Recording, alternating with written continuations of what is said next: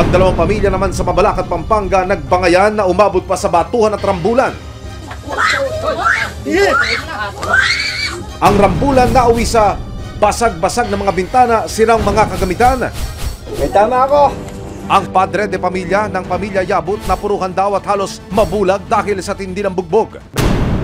Kwento nga sa akin, mga adi, ikaw yung nakikita ko sa picture. Sige nga ho. Noong pong linggo ng hapon, naguuntahan po kami doon sa loob ng bahay namin ng dalawa kong kaibigan. Nang bigla pong dumaan yung J. Espinosa. Sinipa niya po yung bakod namin na yero, saka po niya ako sinabihan ng salitang Bisaya po ng hambog, sabi niya. Hambogon.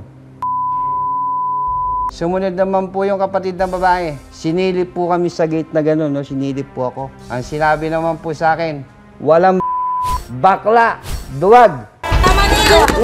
Tama na eh! Video mo! Video mo!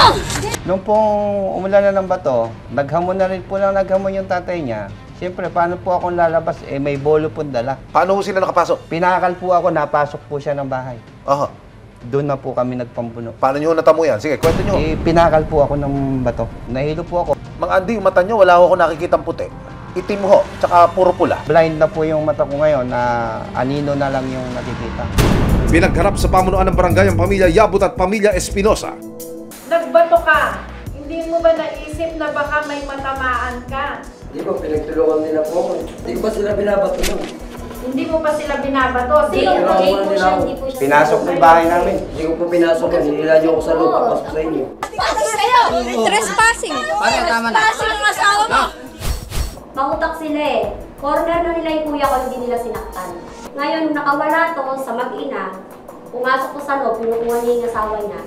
Nakuha niya. O ngayon, nung nakawala yung kuya ko sa sobrang galit, dahil yung asawa niya, dinutungo na, pinagbabato yung bintana nila. Sino ba namang asawang papayag na pagtutulungan yung asawa niya na ganun?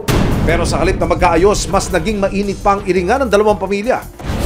Wala pong mangyayari dito kasi ako gusto ko sana magkaayos po kayo. Kung ano po yung ano ninyo, decision po ninyo, ako po dito sa barangay mag-ano na lang po. Kung ano po ang kailangan lang po natin ng mga proseso.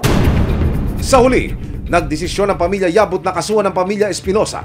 Samantala ang pamilya Espinosa naman, nagsampa na rin ang kaso sa Prosecutor's Office ng Pampanga para raw ito sa pambabastos di umano ni Mang Andy kay Mary Jane Espinosa na mangyari ang insidente. Ang barangay naman, siniguro na magro-ronda at magbabantay para mapanatili ang peace and order sa kanilang lugar. Patuloy ang paggulong ng mga kasong isinampa ng dalawang panig.